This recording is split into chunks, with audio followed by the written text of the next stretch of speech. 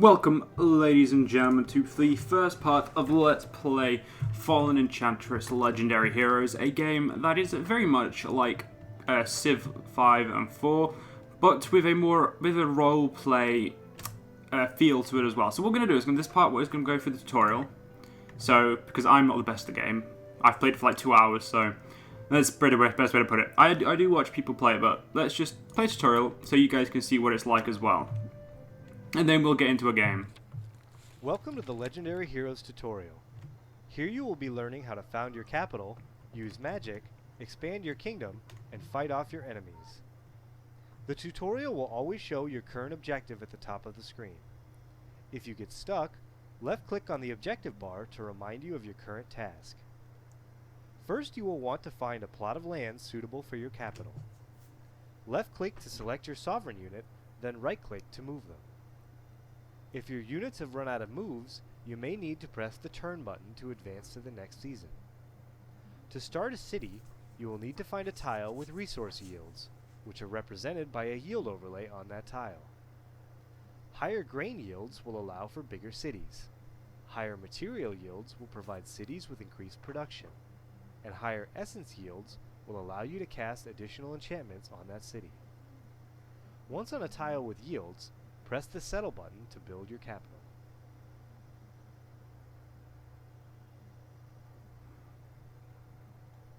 Okay, so that is the first step. We are going to do what the tutorial says. We're going to found our city here using Lady Procopine. I'm not good with names, so Procopine. But anyway, we're going to be settling the first kingdom here with the woman, our sovereign. New Praden is now city, and here's a new video. You can provide your city with a number of bonuses that range from increasing your research to providing every unit trained in the city with a special trait. In order to construct improvements, you will want to use the city's build menu. Use the list to select an improvement, then click the build button to begin construction. Improvements take multiple seasons to construct. As your production increases, the number of seasons required will be reduced. Many improvements can be upgraded. Keep this in mind when constructing improvements, as upgrades can be crucial to the future of your city's development. That it can. So what we need to do is build an improvement. You've built your capital, given the wandering people of the world safe haven. Select your city, then click the build button to construct your first improvement. So there's only the study to build. There will be lots more buildings in the game, which we'll see later, which it will now add here, which is pretty badass. New equipment, improvements, units, spells, and diplomatic options can all be unlocked through researching new technologies. To change your research, click the research button on the main screen and choose a technology in the civilization, warfare, or magic tech trees. Civilization techs will help you improve your cities and strengthen your economy by unlocking new improvements and faction bonuses. Warfare techs will help strengthen your military by providing new weaponry, equipment, and training techniques for your units. Magic techs will increase your magical prowess by unlocking new spells and magical items. Finalize your selection by clicking the Done button. Any prerequisite technologies to the one you have selected will be added to the research queue. So, many have flocked to your city, amongst them are several scholars who wish to aid in the pursuits of new knowledge. It would be wise to research mining, which will allow us to tap into the precious metals of the world. Click the research bar at the top of the screen and select mining as your technology to be researched. So, yeah, we are pretty much cut away from all the actual text, but we're going to be researching mining, and then there's probably going to be another video. You can cast any strategic spell known by your sovereign or any champion you control from the spellbook on the main screen. Strategic spells can be cast on the main map. Tactical spells can only be cast in combat. To cast a spell, select it in the spellbook and click the Cast Spell button. Most spells require a specific target. If so, you will then be prompted to select that target before the spell is cast.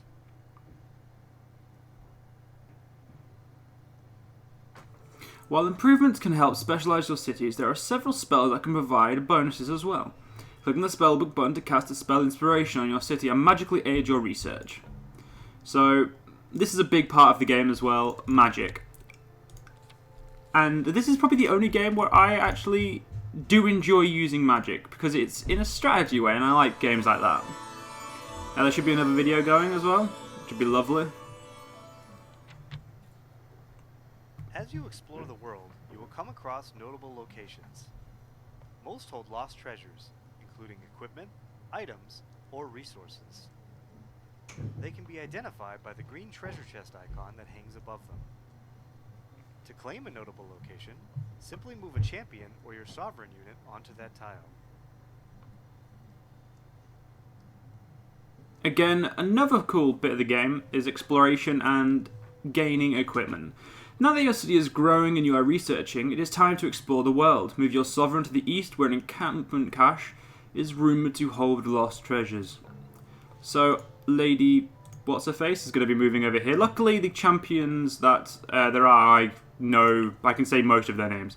And a new technology research, mining. I will read these more stuff in the actual Let's Play, but for now I'm just going to pretend that's not really a problem. And we'll move to the equipment cache. A case contains an old spear. A veteran of many battles despite its age and the countless battles it has been used in, it is still a formidable weapon. In the train menu, you can enlist the help of several types of units. If exploration is your goal, select the Scout and press the train button. If you are looking to expand your kingdom, you can instead train Pioneer units. They can settle new cities and establish outposts to claim new territory. If you wish to increase your military might, you will find Militia available for training initially. As you research additional technologies, new military units will be unlocked. You can press the Design button if you want to create custom unit types with the weapons, armor, and traits you have available. In addition, as your technology level improves, your newly trained units will come outfitted with better equipment. The units you have already trained can also be manually upgraded, provided they are within your borders. Keep in mind that a city cannot train a unit and construct an improvement at the same time, so manage your city queue accordingly.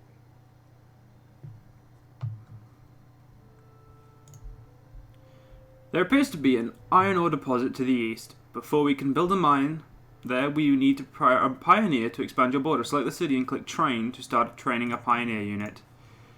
Well, let's just get this pioneer going.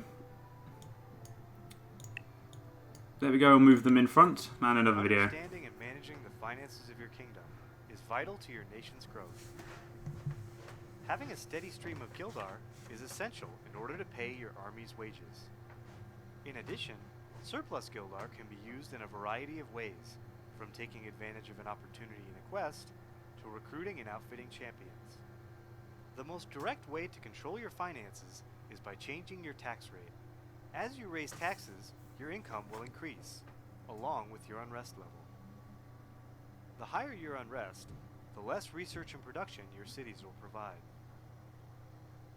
The tax slider on the main screen will tell you the potential results of adjusting your tax rate as you change it. To see the details of your economic breakdown, click on your total Gildar at the top of the screen. Lower your taxes. Your advisors have suggested that you should lower your tax rate to speed up production of your pioneer units. Use a tax slider at the top of the screen to do this. So, there we go. Pioneer and training. Even at the low tax rate, it will take several seasons for your pioneer unit to be trained. Use this time to explore the east and see what other mysteries lie beneath the fog. So basically it's just saying walk around for a bit and explore. Yay! You have fun doing that. And Pioneers are a necessity when expanding your kingdom. They can be used to settle a city or construct an outpost. If you're looking to build further from civilization, perhaps to capture a resource node or expand your borders, you may want to build an outpost. Outposts have the advantage of not requiring any yields in order to be built. Unlike cities, outposts will not produce tax revenue or have a construction queue. To build an outpost, simply select a pioneer and click the Outpost button. If your pioneer is tasked with settling a new city, knowing where to place it is of the utmost importance.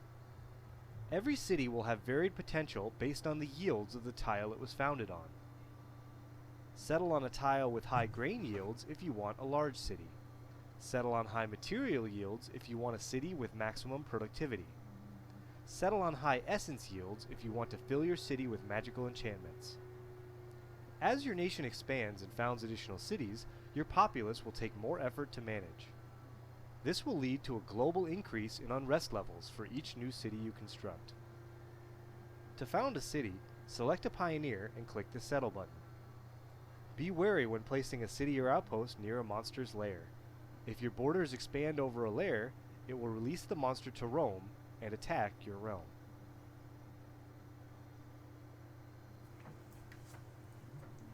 Build an outpost. Build an outpost and your newly trained pioneer to the east. When next to the iron deposit, select the pioneer unit and press the outpost button in the lower left corner. So this is where it wants us to go. We're gonna take there. But so yeah, this game is really awesome. And yes, going through the what's it called? Doesn't really need to. We don't really need to. It's just it's nice for people, ladies and gentlemen, who don't know about the game and wanting to know about it. It's nice for them to know, isn't it?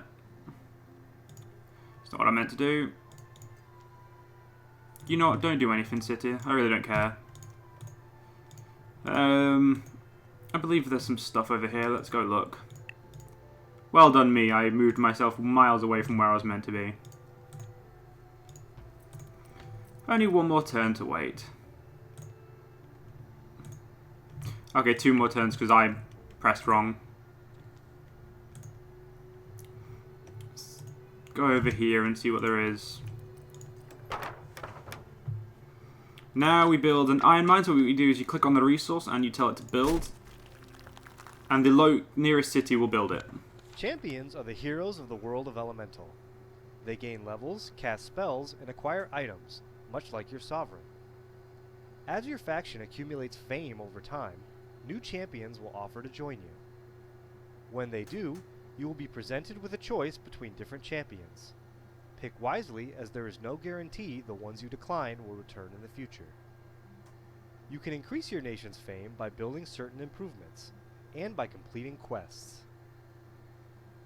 Quests can be found scattered throughout the world, and are easily identified by the scroll icon above their tile. In order to undertake a quest, simply walk a champion or your sovereign into that tile and follow the instructions. Active quests will be added to the quest tracker on the left side of the screen. You can click on a quest to be taken to the location of its next objective. Please move your sovereign onto the quest location on the map to continue. Okay then. So this is the reason that this is the thing that made me really want this game: recruiting a champion and doing quests. There are rumors of a gathering darkness in the forest east of your realm. Undertake a quest to raise your fame and attract the help of a champion. This alone was the reason I wanted this game. Purely because it's just so awesome. Rats in the ruins. A wide-eyed young man approaches you, visibly shaken. Rats, they're everywhere. They're infested my family's burial grounds. I will give you a doom club if you help me. Will you assist him? Rats are my specialty. So what we do now is we go north to the location here, and we go clear out some rats. So let's go do it. There we go. I didn't believe that to be... I thought that might actually be something we'd have to do, but you've taken one of the rats you killed as proof that the job is done. And now we will return. Not all quests like this. Most quests involve battles. You place the rat's corpse at the young man's feet. Your word would have been enough, he says. But about the Doom Clip, it's not in good condition. Would you rather have some Gildar? So you sometimes would be given an option between money, Gildar, and the weapon itself. I'd rather just take the Gildar. Mostly because Gildar is very useful. And there we go. Champions available. Your fame has grown far and wide, attracting legendary heroes to your cause, but only one will serve you. Or join your service. So the moment we get to pick between Bannon Higsley or Rail Stormborn. So one is an air apprentice, one is a water apprentice. He has the abilities Amarian Blood and Command, and Rail has Mansa Blood and Channel Lightning. Now, personally, I'm going to pick him because he just looks that much better.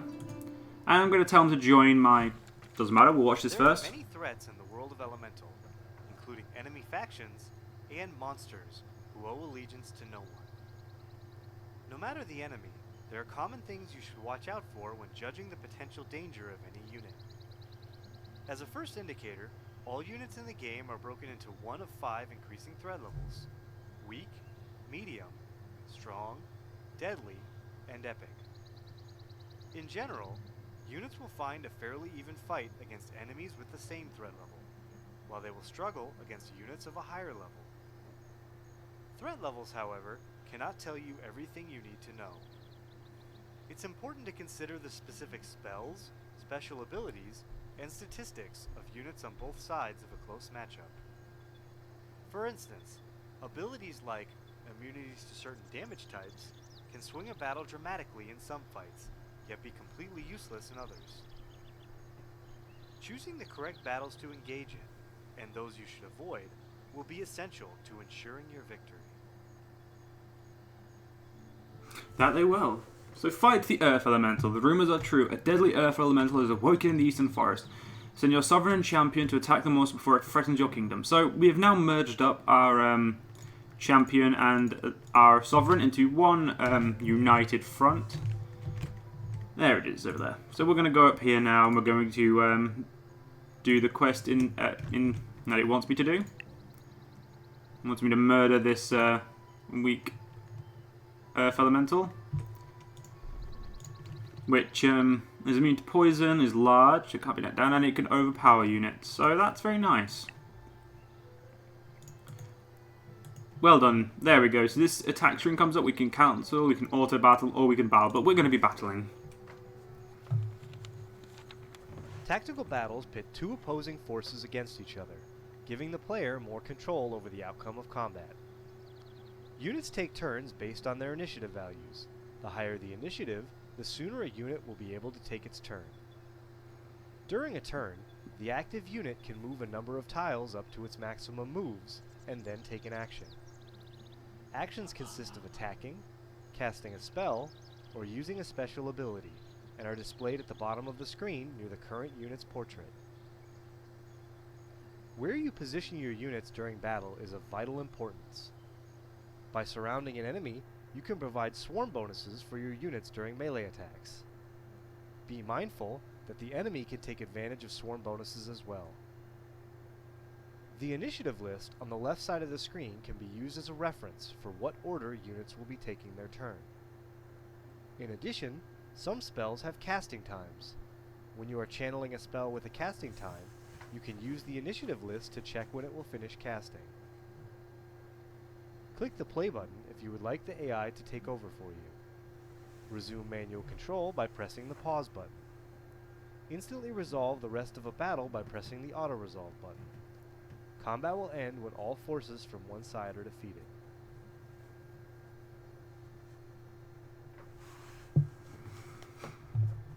Right, so fight the Earth Elemental. The rumors are true. A deadly Earth Elemental is awoken in the Eastern Forest, and we've already read that. Okay, so now we are actually in battle. Maps can be much bigger than this, and can sometimes have a lot more peoples, but this is obviously enough for now. Let's use Chaos. Weakened, and we're going to move our character around. Now it is his turn again, and we're going to move him straight in for the fight. Channel Lightning. I'm going to move our what's-her-face woman here, a Sovereign, and we're going to use her to attack as well. And because he has such high initiative now, he can attack again, which makes him very, very useful. There's no reason to do any other spells, but there are loads of other spells you can use. And there's a battle log right there. Now we've got XP, and let's press done. So, thanks for playing the Legendary Heroes tutorial. Now try out all the things you've just learned in a new game. So that is basically... That's pretty much part 1. I hope you guys have enjoyed, and I will see you guys in the next part where we start a new game as a special faction. I'll see you guys then.